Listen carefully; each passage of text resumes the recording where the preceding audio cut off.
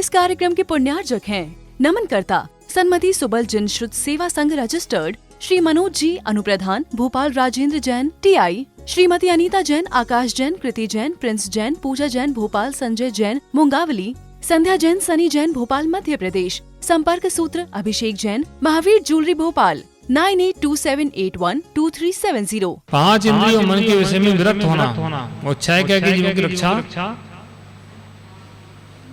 हिंसा आदि नहीं करना, उसको संयम कहते हैं।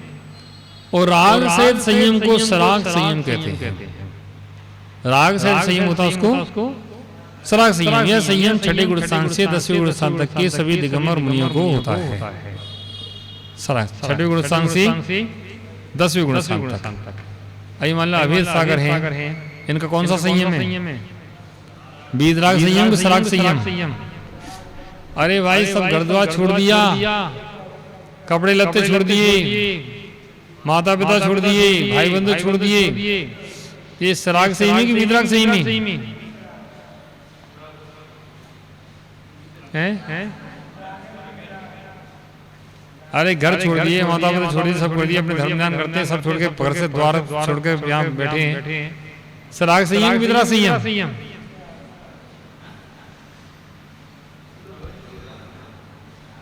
बताओ कम सागर है? बालचंद आए, 10-12 दिन यहाँ रहे, एक नहीं मिले उनसे।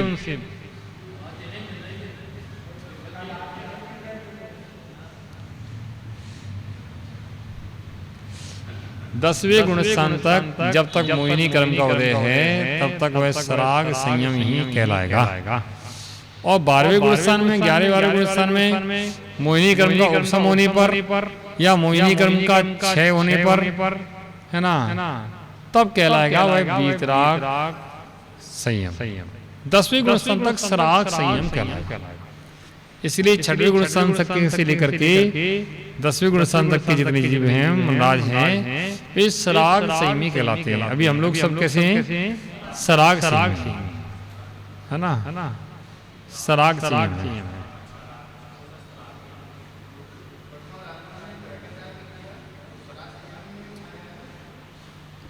अभी तुम लोग संयमा संयम हो।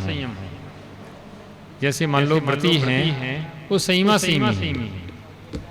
अब इसके बाद आ रहा है संयमा संयम।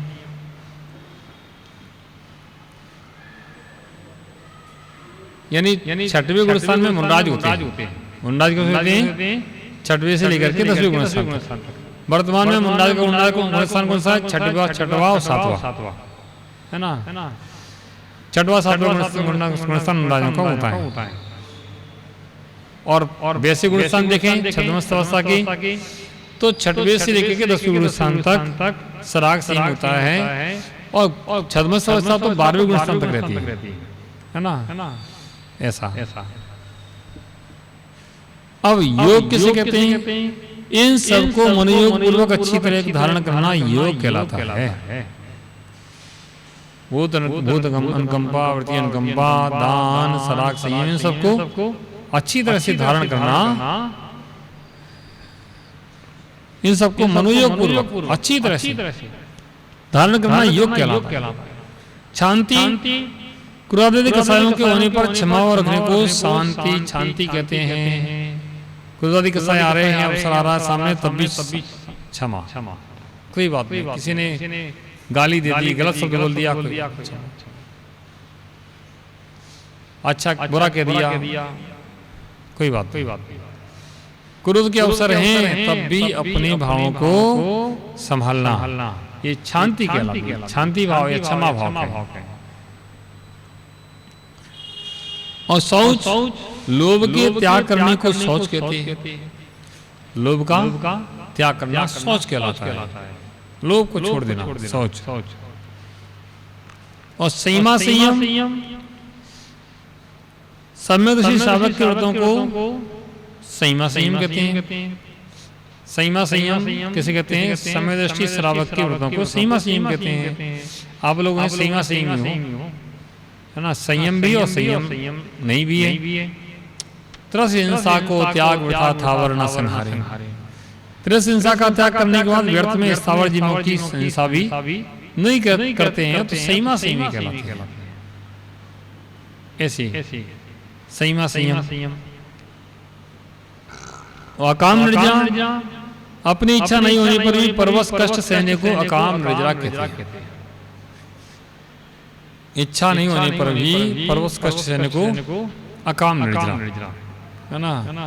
अब भूख लग रही है, ट्रेन में बैठे हैं, सफर करके आ रहे हैं, भूख लग रही है, ट्रेन के पहुंचने का समय है 10 बजे का सुबह का, अब लेट हो गई, 12 बज गए, 1 बज गए, 2 बज गए, पहुंचे नहीं।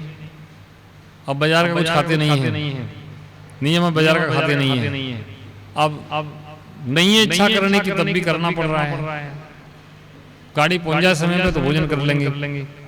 शाम के 6 बज गए, गाड़ी पहुंची नहीं और पहुंचते पहुंचते रात हो गई है ना। तो अकाम निर्जरा है ना।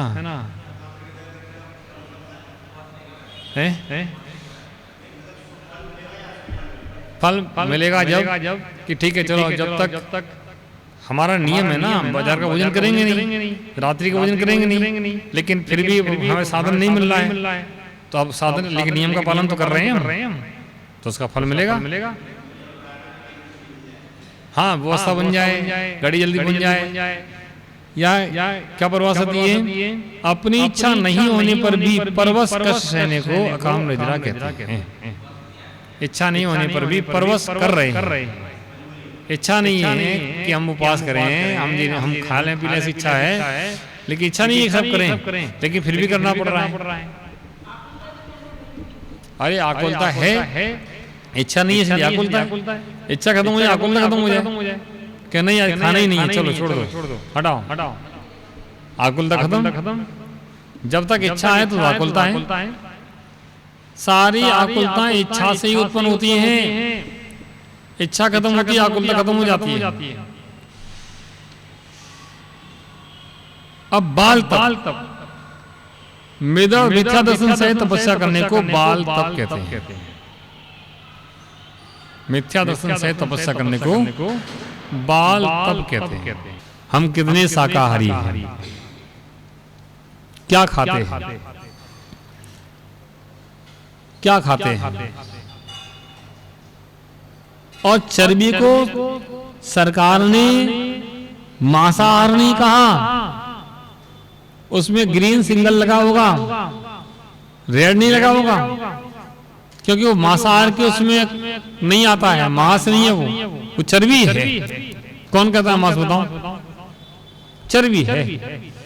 तो ऐसे हम लोगों को अब कोई चीज खाते हैं तो उसके पहले थोड़ा विवेक तो लगाना चाहिए कि हम जो खा रहे हैं वो सही है कि नहीं।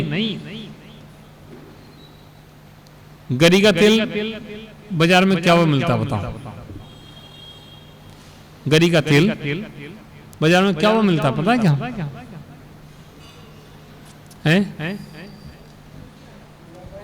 200-250 रुपए किलो, 200-250 रुपए किलो। गोले का भाव क्या है? 150। अरे सुनो, 150 मान लो, 1 किलो गोले में 1 किलो गोले में कितना तेल निकलेगा? नहीं निकलेगा, 400 ग्राम निकलेगा। हम बता दें, पूरा गड़े तेल निकाल के हम रखे हैं। अब 150 रुपए किलो में उसने तुम्हें गोला दिया और 350 रुपए किलो तेल पड़ेगा और तुम्हें 250 रुपए मिल रहा है, तो प्योर मिलेगा क्या? सोच के देखो, मिलेगा क्या? नहीं मिलेगा। तुम कहते हाँ बाजार में 150-250 रुपए किलो 200 रुपए तेल मिल जाएगा तुम्हें गरी का, तो क्या मिलेगा उसमें? जो चीज जिस रेट में है ही नहीं वो कैसे मिलेगी? ऐसे ही अन्य तेलों के हिसाब लगा लेना। सोयाबीन में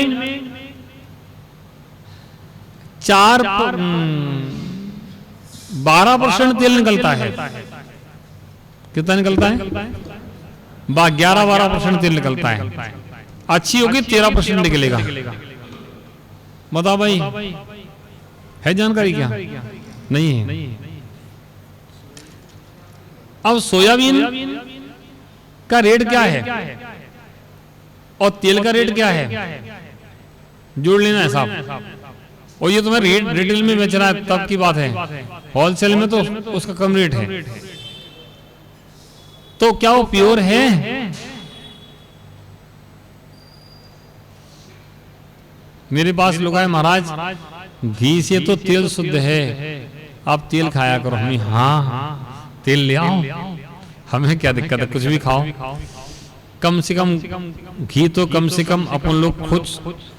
हालांकि हम लोगों को कभी कभी ऐसा लगता है कि नहीं, घी भी खाने योग्य नहीं है, फिर भी श्रावक लोग बड़ी विधि पूर्वक लाते। मैं 4 बार पूछ लेता हूँ, भाई कहाँ से लेके आ रहा हो, क्या बन रहा है, क्या है, कैसा, समझ लेते हैं।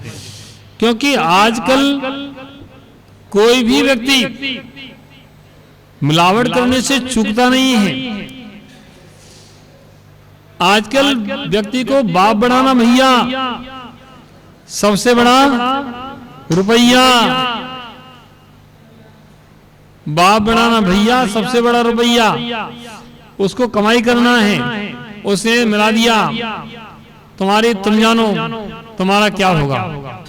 प्यारे बंधुओं, इसलिए आप लोगों को बहुत जागृत होकर के जीने की आवश्यकता है। अगर अपन ने ऐसे ही कुछ भी खाओ, कुछ भी रहो कैसे, तो क्या तुमने अंतर रहा अन्न में और तुम्हें? बाजार के समोसे जो खाते हैं वह प्योर सुअर की चर्बी। सबसे ज्यादा चर्बी किसमें निकलती है? सुअर में। सुअर को छू सकते हो क्या? छूते तक नहीं हो। कि छू जाए सुअर तो, सुअर छू जाए तो घर में जाकर के 2 लोटा पानी डालते हो, घर के बाहर से पैर धो के अंदर जाते हो और पानी डालते तब जाके घर में जाते हो कि सुअर छू गया। और उसकी चर्बी में सिका समोसा तुमने खा लिया। क्या बात है, क्या महान आदमी आप लोग, क्या महान है, वाह वाह, आपकी महानता का क्या जवाब, वाह। सोचो, जब भी बाजार में कचौड़ी खाओ, समोसा खाओ, कोई खाओ, तो एक बार सोचना कि इसमें जो सिका है वह कहाँ सिखा है, किससे सिखा है, किसने बनाया है। एक बार हमने बताया था कि एक बार या चतुर्मास चल रहा था, तो मुझसे कमेटी के लोग बोले, महाराज शाम को हम लोग नहीं आ पाएंगे, हम लोग निमंत्रण खाने जाएंगे, निमंत्रण है आज मेरा, शादी है, शादी में जाना है। ठीक है, चले जाना। अगले दिन वो लोग आए, बोले महाराज आज से मेरा बफर सिस्टम में शादी में खाने का त्याग।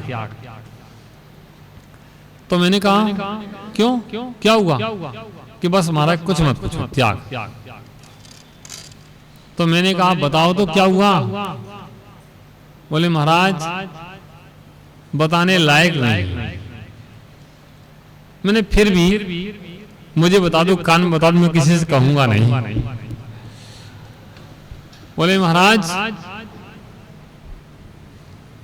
जब हम गए शादी में भोजन के लिए, प्लेट ली हाथ में, उसमें सब्जी लगा ली, दाल रख ली, सब रख लिया, और रोटी लेने गए, तंदूरी रोटी सेक रही थी गरम गरम। तो रोटी सेकने वाला जो था वो वहां था नहीं, तो 5-10 मिनट इंतजार भी किया खड़े होकर के, लेकिन वो नहीं आया। तो 5-10 मिनट बाद जब नहीं आया, लोग बहुत खड़े थे रोटी के लिए। तो मैंने कहा भाई देखो कहाँ है रोटी, कहाँ रोटी सबको दो भाई, हमारी अकेली बात नहीं, सब लोग कितने खड़े हैं, कहाँ गए? 4-5 तंदूर लगे, सब 4-5 वो चले गए, सब एक भी नहीं दिख रहा। तो तंदूर वाले जो रोटी सेक रहे थे वो उधर जाके चले गए, तो उनको बुलाया, तो उनकी शक्ल देखी और प्लेट रख करके आ गए। क्यों? उन्होंने कहा सुबह जिसको मैंने आपके स्थान साफ करने को पैसे दिए थे वही रोटी बना रहा था, क्या तंदूरी रोटी बनी है, क्या आनंद आया, क्या स्वाद आ रहा था। तंदूरी रोटी तुम्हारे चौके में आ जाए कोई तो क्या करोगे? पहले पानी से धोगे और रोटी खा सकते, रोटी में कोई बुराई नहीं, वो तो इनडायरेक्ट है, डायरेक्ट नहीं है। इनडायरेक्ट में सारी छूट होती है, डायरेक्ट में कुछ नहीं होता है ना। प्यारे बंधुओं, सोचो कि हम कहां जा रहे हैं, कहां जा रहे हैं, क्या खा रहे हैं, कितना भक्ष्य है, कितना अभक्ष्य है, हमारे खाने योग्य है कि नहीं है। ऐसे द्रव्य को जो खाने योग्य नहीं है, ऐसे द्रव्य को अपनी बुद्धि से, अपने विवेक से छोड़ देना चाहिए। अभक्ष्य का भक्षण कभी नहीं करना चाहिए। जो अभक्ष्य का भक्षण करता है उसकी बुद्धि कभी शुद्ध नहीं होती है। और आजकल तो एक बड़ी विडंबना और हो गई, अब तो जैनियों के घर में भी भोजन करना बड़ा मुश्किल हो गया है। इस कार्यक्रम के पुण्यार्जक थे नमन करता सन्मति सुबल जन श्रुत सेवा संघ रजिस्टर्ड श्री मनोज जी अनुप्रधान, भोपाल राजेंद्र जैन टीआई, श्रीमती अनीता जैन, आकाश जैन, कृति जैन, प्रिंस जैन, पूजा जैन भोपाल, संजय जैन मुंगावली, संध्या जैन, सनी जैन भोपाल मध्य प्रदेश। संपर्क सूत्र अभिषेक जैन, महावीर ज्वेलरी भोपाल 9827812370।